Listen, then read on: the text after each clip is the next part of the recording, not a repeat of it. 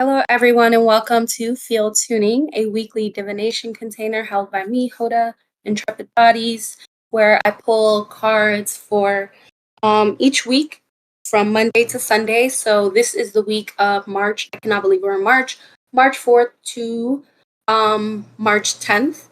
And we're gonna just peep the scene and see what Spirit has in store for us. I'm excited.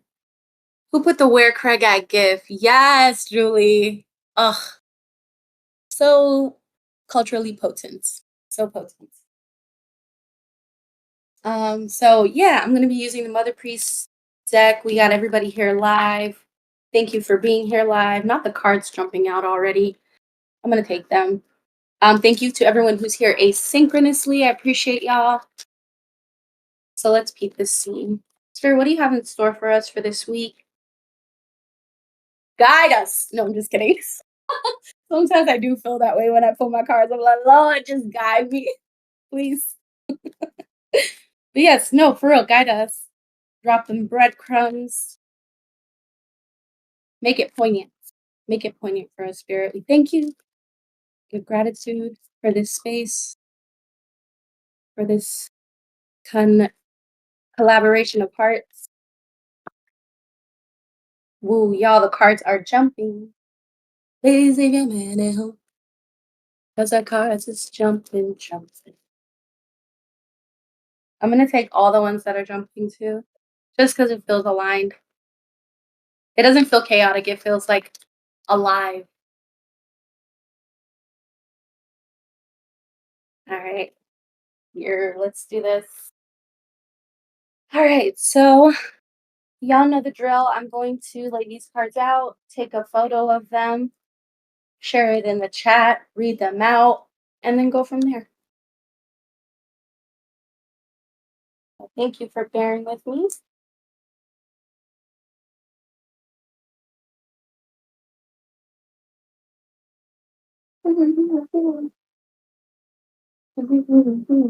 Dang, there's a glare, but that's okay. I think, yeah, that's fine.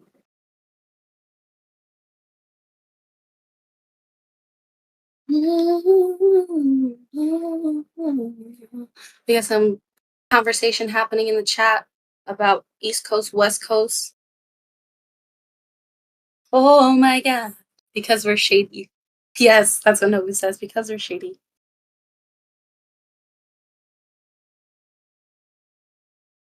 All right. We'll go rockin', rockin'.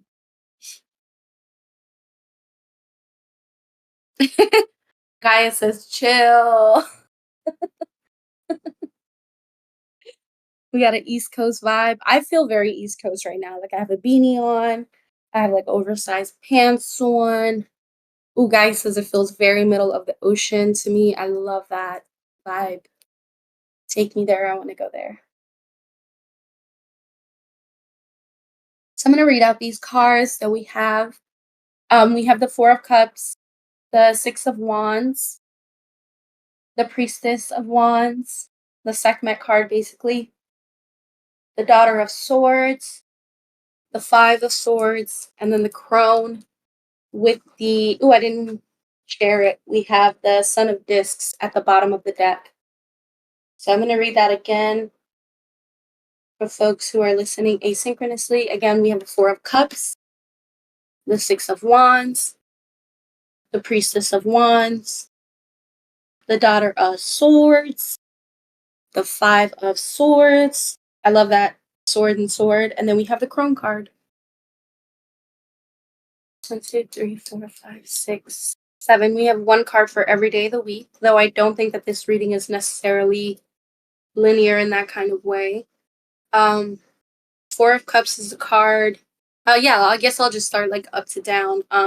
Four of Cups is a card that to me illustrates this like balancing of different emotional compartments. This card I feel is like a symbol towards emotional regulation, different states of emotions, like the complexity and the nuance and the like the hodgepodginess of the way that emotional realities can like feel once you dive into them and sense into them is what I kind of get from the 4 of Cups. Um to me it's also like this it shows a figure kind of engaged in this like balancing act, and so that's like a phrase that's coming through for me too right now, balancing act. And so I feel like this week is going to present maybe like early on this week. um I feel like it's kind of about emotional regulation, like Spirit is saying, to reminding us to stay emotionally regulated throughout different circumstances. And emotionally regulated is not like being numb. Um, hodgepodginess. Um, ooh, which card? The Son of Discs. Anna said that the Son of Discs is the Ireland card in her awareness. And she pulled it while she's there. That's sweet. Adam says, "This is my first time meeting the crone and the Son of Discs. Really sweet. I love that." Androgynous. I'm still laughing at that. But yeah, it feels like the 4 of Cups is just a reminder to meet each situation as best as we can with a state of emotional regulation. And if you don't know how to regulate yourself, this might be a good week to like try to discover that, to like sign up for classes, schedule like sessions, like get into it by yourself. Like just go sit out in your backyard or lay down on your bed. And y'all know I'll say this every freaking week for field tuning. Regulate, regulators. Like, yeah, holla at your spiritual friends, Gaia says. Like if you know somebody has like a really good ASMR voice and they're your woo friend, see if they'll be down to like exchange a meditation with you. Pay them, Gaia says. Anna says join the broom. There are so many options out there, especially like considering the people who this reading will go to and like who are an audience of this. I feel like none of y'all are a stranger to that. So, 4 of Cups is about emotional regulation. I get the sense there's a reason why Spirit's like, yeah, we got the mount up gift in the chat. Thank you, Psychonaut. I get the sense that there's a reason why emotional regulation is coming up. I feel like I just had to like regulate myself just now by like breathing um in like a particular way, because I don't want to say something like big and like just like be abstract about it. Like something big is happening this week, but it does feel like with the 6 of Wands and the Priestess of Wands, I get breakthrough energy. Now, breakthroughs in life can look like, that's like, it could be general. Like, oh, you have a breakthrough with yourself about something. You have a breakthrough with yourself about another person. You have a breakthrough with yourself about a circumstance and the way that it's been going. Um, and I feel like this breakthrough that's coming through for me right now, like, even as I'm speaking to it, I feel like the message that I want to share is getting further, like, elucidated. And it feels like there's a breakthrough coming this week. Spirit wants us to be able to call on our tools or like know where our touchstones are. And then like welcome that what I want to call like welcome that wave of like transformative energy. Um I'm gonna read what the deck says about the 6 of Wands because I always forget with this card. Actually, hold on. It's like the image itself is so visceral that sometimes, yeah. Let's see. So the 6 of Wands is a joyful card, expansive and warm, an emblem of personal creative power. This is the archetypical image of Shakti, a graphic illustration of pure, radiant fire energy coming up from the power center. A six-spoked wheel that represents the 4 elements, plus head and body. The Shakti image takes its concept from Indian icons of many armed deities. In her hand, she holds 6 wands, each tipped with a different symbol. The 4 tarot suits: air, water, fire, and earth, plus the sun and the moon. The lion and the salamander represent her fiery side, the octopus and the snake, her watery, receptive self. To be centered in fire, since it tends to radiate from that center, is a momentary victory. The victory has taken place, and Shakti is the winner. She radiates well being. The personality takes command of the situation here and knows exactly how to handle it. Self confidence is the main characteristic. Leadership emerges out of passion for life and is sustained by perfect balance. As a result, this figure is centered in glory. So, this is about victory. And I felt like I kind of like felt this, like even when I was hearing the word like breakthrough, I was like, wait a minute. Like it feels like there is not only just a breakthrough, but like a victorious breakthrough, like a triumph over like mind over matter and like spirit, like all these like abstract like inner battles that we like are engaged in, like people will be like, I'm battling demons and stuff like that, and I feel like that's one aspect of it. But I feel like this actually speaks to like a more victorious side to that like spectrum, like when what happens when you triumph over your demons. Well, I imagine a lot of like fire and like aligned shit. So yeah. Six of Wands speaks to some sort of victory over the horizon. We have the Priestess of Wands, which I'm not going to read the whole description of. I'm just going to kind of touch the divinatory meaning. But again, I call this like the Sekhmet card, personally. Let's see. This is the major arcana. I'm looking for the priestesses. I'm looking for the priestess in the book. A priestess in a book. That sounds like an oxymoron. Okay, let's see. So I'll just read the first couple of peace, peace, Nabu. I'll read the first couple of sentences of the Priestess of Wands. The Priestess of Wands represents the energetic archetypal witch, a symbol of personal female power and action. Chronologically, she is the mother of the ancestor group, the heart of the community. She enjoys lively intelligence of a natural yogini or mistress of fire and reflects a sense of satisfaction and well being that go into her work of generating power on behalf of the group. The divinatory meaning of this card is when you get this card in a reading, it suggests a warm self assurance and a fierce intensity of purpose. You are a charismatic personality, passionate, and generally glad to be alive. Maybe you know the techniques of magic and natural healing. Perhaps you use trance techniques in your work. Even in play, you have a strong, fiery will. You are probably a wonderful lover. This is a time of power and energy. When the card is upright, it means you know how to channel this force in the right ways. So this card is definitely upright. And again, this blending of like Shakti power, this archetypical witch. I get this sense of like some like deeply held manifestations coming to fruition this week. And they might not be many. They might not be like a billion things that you've had written down since like the New Year's.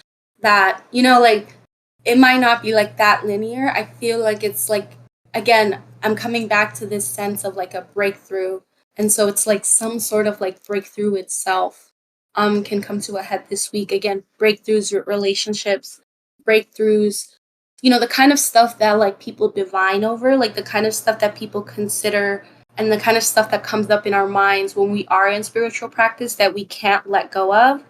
Like some of these things we might experience even a bridging of these like different worlds at some point in this week if we're looking for it and if we've put the intention out for it. I feel like there's something about, yeah, this week that's about receiving what you've put work towards. Um, so yeah, the next card that we have here, where is she? Oh, there she goes. The Daughter of Swords. Um, The Daughter of Swords is a card that represents mental capacity, that represents this like sudden, I don't want to say like influx of wisdom, but more so like some sort of light turning on is how I like reference this card. In the sense that it represents that like proverbial like light bulb moment that we have in our lives. Again, this just relates to like the breakthrough that I was speaking to earlier, and so I feel like the Daughter of Swords here um actually is a card that further represents what I'm getting a sense of now. Is like it also represents like some sort of like I don't want to say like celebration, more like recognition of like the work that's been put forth into something, or the work, or like maybe the prayers and like the petitions that you do, like some sort of accrediting to yourself, your process, your ancestors, the spirits that you partner with. Again, I'm still feeling that energy of the priestess of wands, who is like that archetypical witch. So this is about like what you call down power for, like what you call down power to be able to either confront, fulfill, commit to, devote yourself to, the kind of the will that we like pray for. Um, some of those things might come into fruition, but it's also about like I would say like remembering that process, like whatever you did to pray so hard to make something happen, don't forget that like manifestation prowess. Don't forget the fact that there is some like inherent connection that spirit wants to remind us of, that it has with us, that like not only are our prayers heard and they're received, but like the fact that we did pray is also part of like a divine orchestration, if that makes sense. And I feel like the Daughter Swords, again, like this triumphant figure who's like, I don't know if she's like slaying the horse of Pegasus, or like if it is just Pegasus, but we have a honeybee hive, we have what looks like, I think, like small animals like a cat, a goat, and I'm not sure what that other animal is. Honestly, that thing looked like a hedgehog, but it's like she's also an emblem of this like victory, which again is like which again I think is just very emblematic of this week's energy. Um I'm gonna pause for a moment. I'm curious what y'all make of what's coming through so far.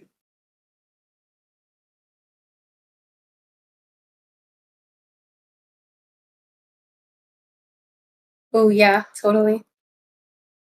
The shape of it, yeah.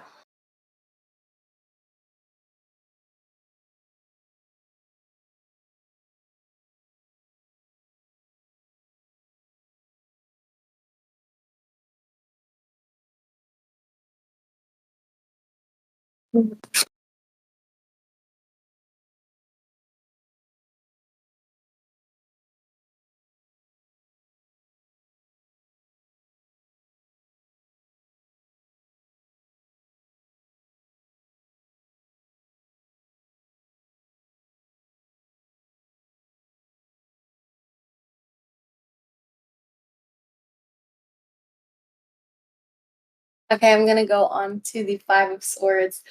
So the Five of Swords card has come up before in other readings. This card traditionally represents, it has a bee on it. It has five swords on it. Um, Instantly when I hear this word, I hear like guardedness. Instantly when I hear this, see this card, I hear the word guardedness. The bee in the middle represents this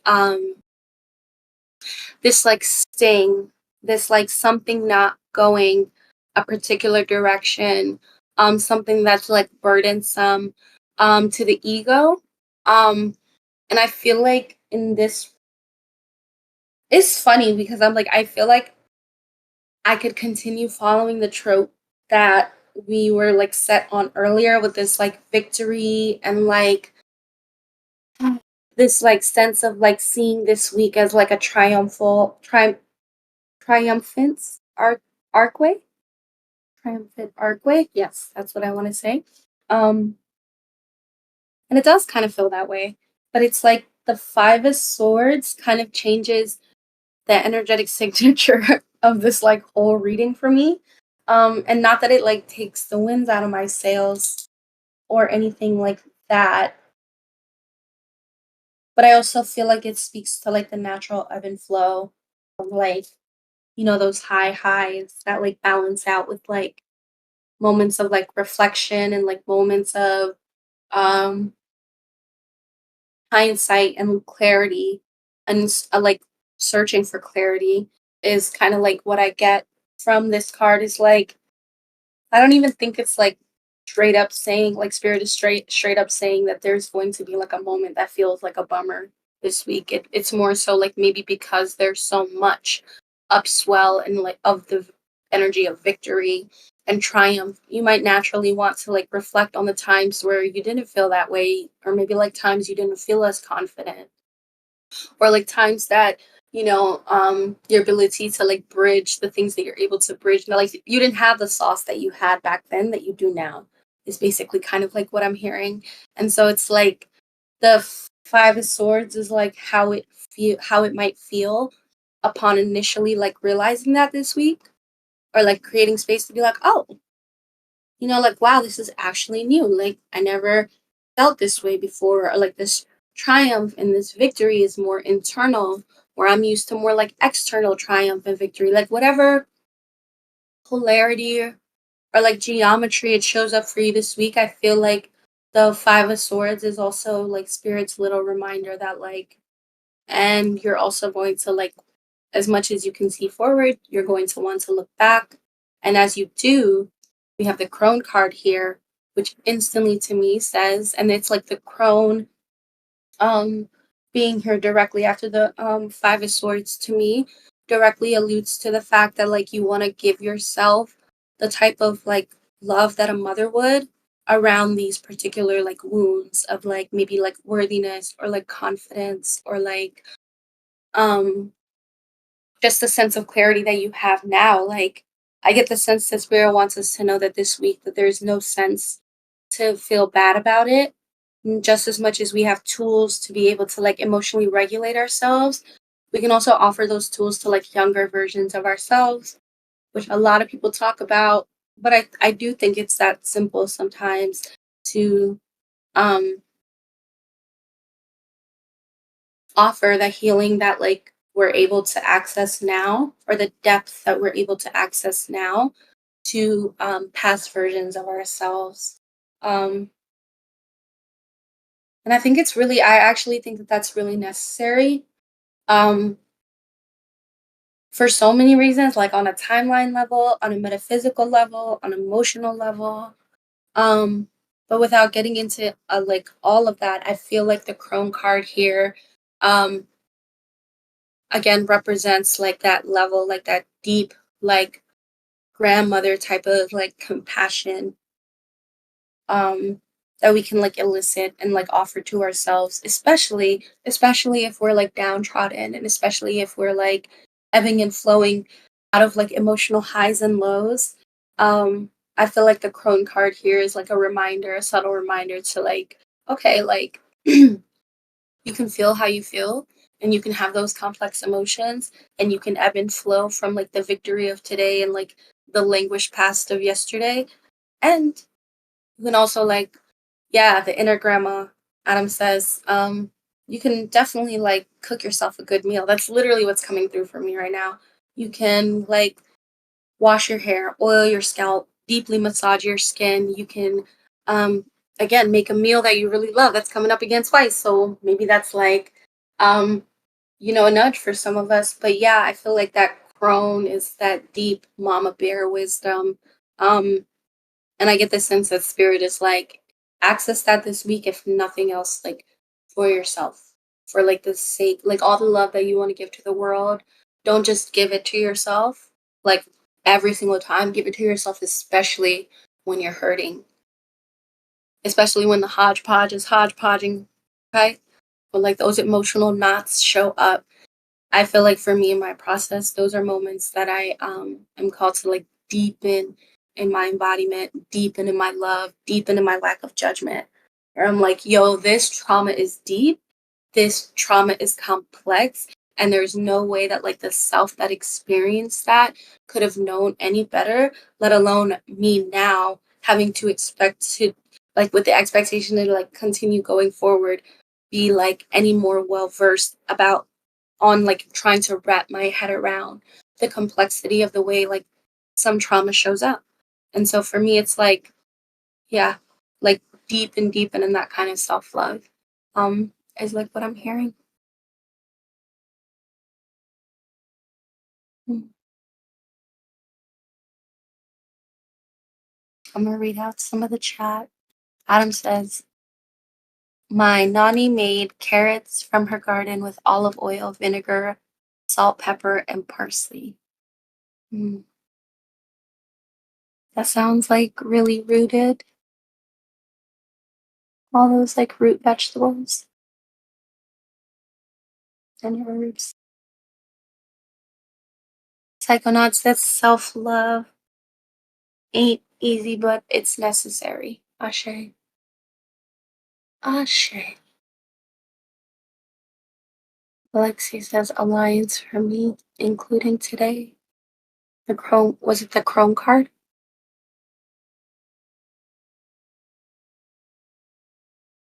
But what's a breakthrough without tension, eh? Says Anna. Mhm.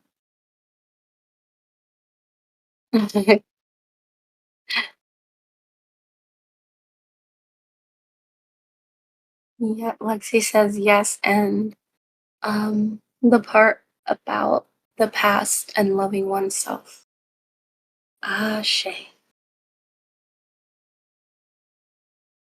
Ashe. So the Son of Discs being at the bottom. Curious also if you guys have any clarifiers that you want me to pull, but I'm also going to read a bit about this Son of Discs as the anchor card for this reading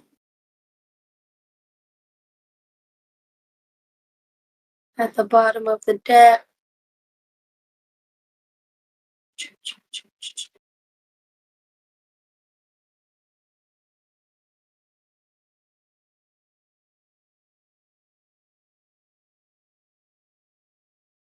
Okay. I'll read the first paragraph for the Son of Discs card and the divinatory meaning.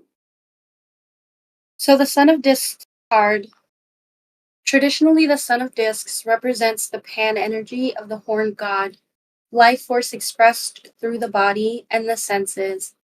In the mythology, he's the goat of Capricorn, son of she goat Amalthea, an aspect of the Great Mother. In Christian iconography, however, the goat was pressed into service as the devil, yet another instance of reversing ancient symbols. In the Mother Peace image, the Son of Discs is an archetypical hunter, the male principle embodied in a seeker. As hunter, he is related to the goddess Artemis, perhaps her twin brother Apollo. The two came from Greece, from Asia Minor, along with shamanism and power of religious ecstasy. The hunter, says Starhawk, embodies all quests, whether physical, spiritual, artistic, scientific, or social. Yes, I love that.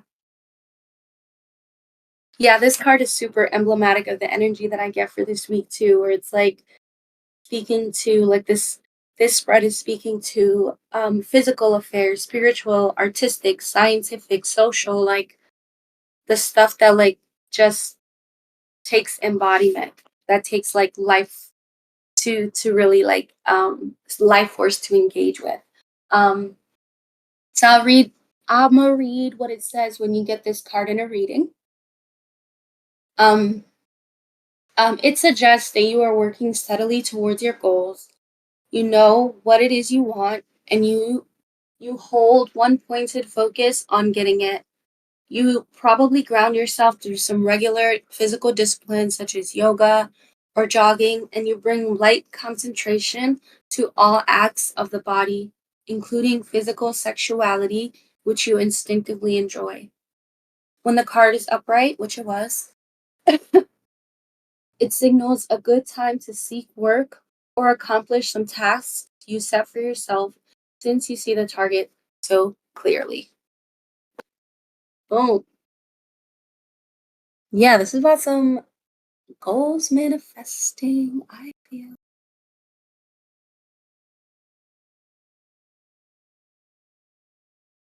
Yeah. This is like nurturing yourself through hard times to this through the hard times you went through because it's about to be a season of winning and seeing yourself, relying on yourself, like having your guides and your ancestors teach you what it's like to rely on yourself to like make things shake, give birth to like just not only different parts of yourself, but so many different creations. I get a very strong influx of like sacral energies being a focus this week too, sacral and solar, and even root. This is beautiful, truly. Wow.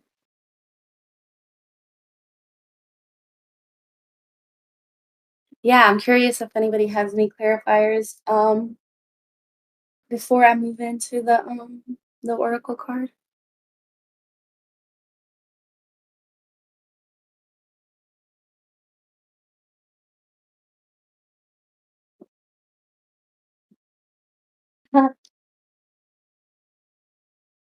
What's the tea? What's the tea? Hmm,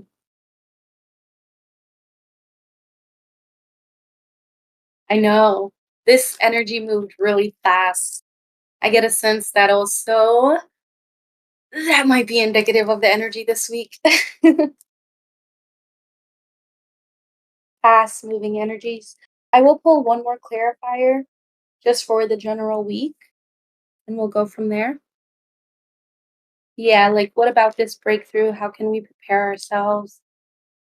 Um, and yeah, if there's just any general guidance that you may have for a spirit.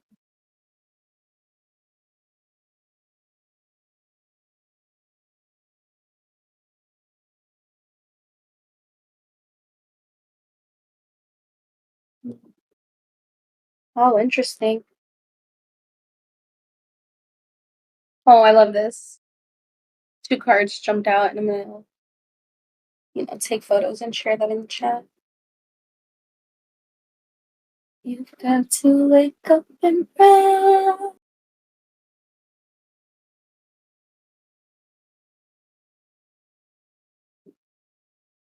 Oh, heck. The photo was sideways.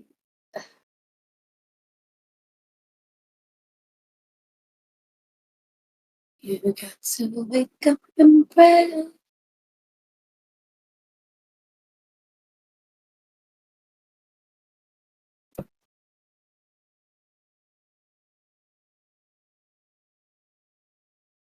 Hmm? Mm-mm.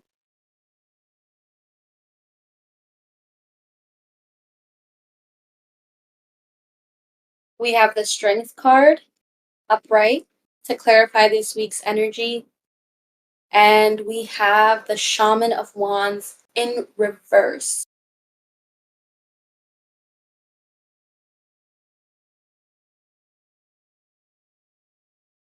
which is really which is really cool right now. It's a really interesting interplay of energies.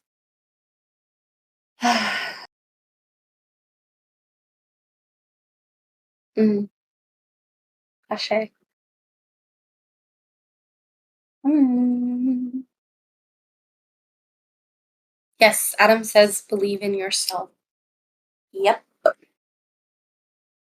It's funny because I feel like the moment I pulled these two cards, um, what like sincerely came up for me was like this felt sense of like role reversal, which might be very, very abstract, and that's totally fine. Um, but I'm hearing that as like a thing for this week, like role reversal, like switching it up. Um, where you would channel earth energy, no, where you would channel fire energy maybe channel earth, where you would channel water, maybe channel air, where you would channel, and like all the different geometries that the elements go into, adding ether into the mix, like something about um and it might even be this breakthrough that awaits us this week is like this some sort of like subconscious understanding that we've been could have switched up the formula, and like how we approach whether it's work, success, relationships, like we could have been switched up the formula in life. Um and like for some reason it doesn't even make sense right now to like harp on like the different whys we don't fully self actualize. Like spirits like leave that out the container. Because I'm like something about this week. It's like, yeah, test your own strength. What was said about the Son of Discs card? That this embodied presence throughout small like pockets of the day, through like mundane tasks, through like hanging with your family, through running errands. Like, see how deep you can embody in those moments, and then embodying when things are rough and tumultuous won't feel as uncomfortable. Is kind of what I hear. Um, And yeah, this is about I feel like again about this reassurance of confidence like this week offering opportunities where we're affirmed, where we're seen, where we're validated in the way that we move through life. Um and then in the places that we feel like there's tension, we're also going to have the opportunity to like create our own breakthroughs this week in a very direct way, a la the son of discs card here, like this figure being pictured pulling that arrow out of their back and like making their target. It also relates because like isn't the moon in Sag tonight? um in sidereal astrology it's in Mula, the Mula nakshatra. So really really potent energy, I think creative potent energy. There's a new moon coming up soon too, I think on the 10th. Hold on, let me look this up. New moon. I always get this wrong though. So it is on the 10th? Ashe, Adam. Thank you. Okay, thank you, Gaia. Yeah, I do get a sense that like I think it's also like more and more of us are like seeing these like cosmic opportunities or like these like celestial waves of like the cosmos and different planets as like as portals, as like opportunities. And I feel like um yeah, like this week is just another week as every other week is, in my opinion, a chance to like more deeply connect with that possibility that each of these like cosmic movements, like new moons, new this in retrograde, that in retrograde, are like I would say like cosmic choice points in a way. Um so yeah, I would look to those portals too to kind of to like apply some of this wisdom of this week if it aligns. Um yeah, I kind of want to pull an oracle card, and also I'm holding space for any reflections in the chat as well.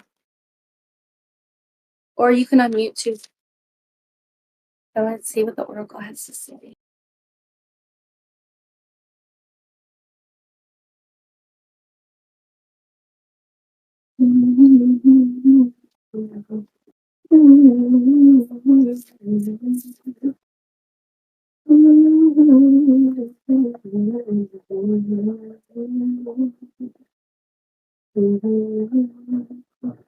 Right, Spirit, is there any guidance that you have for us from the Beyond Lumeria deck? Any other messages you have for us today? Ding. I just got chills randomly. Let's see what this oracle has to say.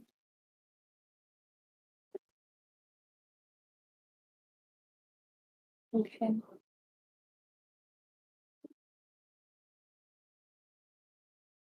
Guy says it's electrifying.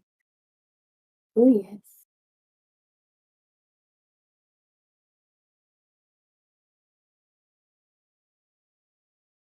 The card definitely jumped out too, like as soon as you said that. And I was like, I'm gonna go with this one.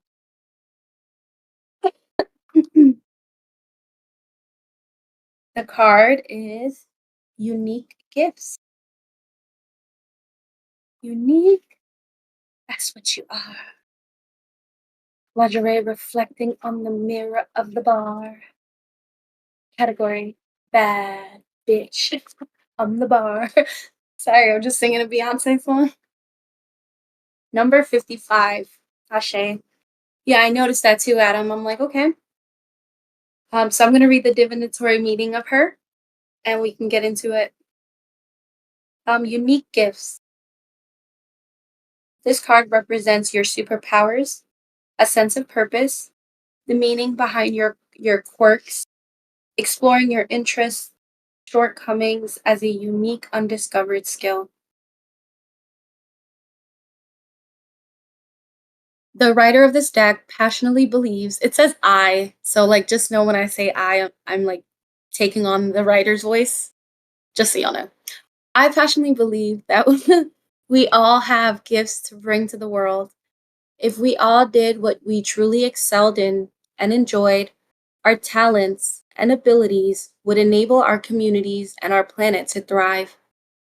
What would the world be like if each person contributed from a place of overflowing enjoyments without obligation? Where would we be if the jigsaw pieces came together for a diverse and complementary reality, free from prejudice or competition?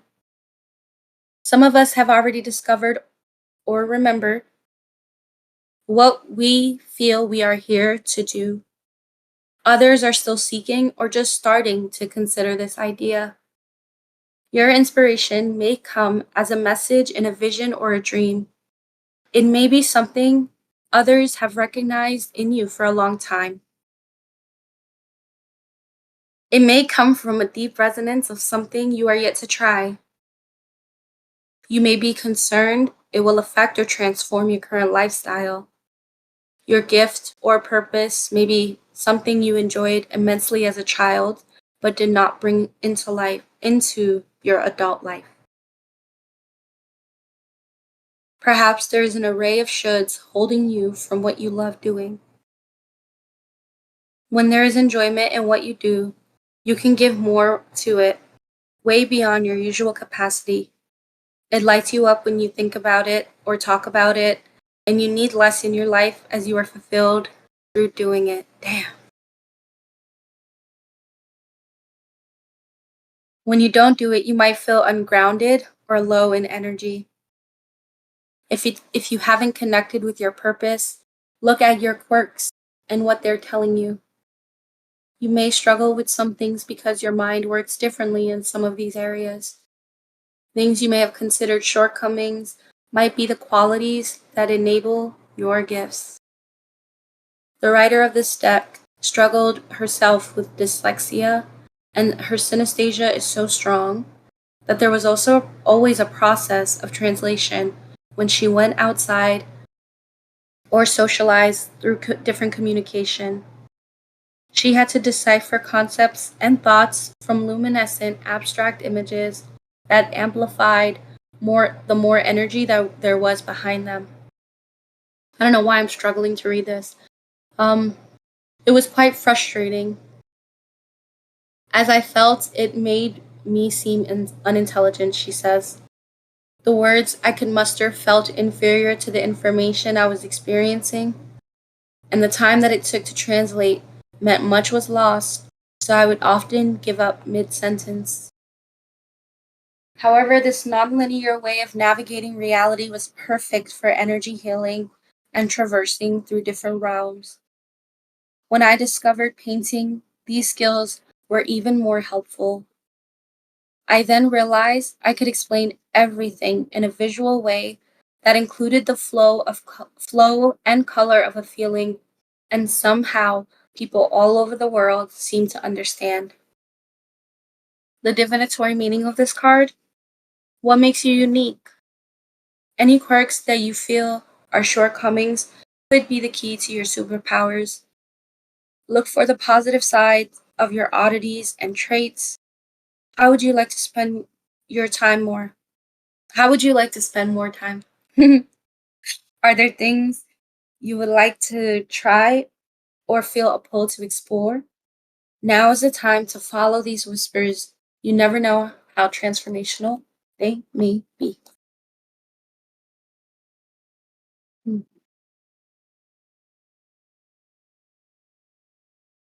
Shay. So I'm going to end the recording here. Say thank you to everyone listening. Asynchronously, field tuning happens every Monday at 8:30 p.m. In the Broom Discord. Feel free to reach out to me directly or catch it on the timeline or in the episode details on how to join. And I'll talk to y'all later. Peace.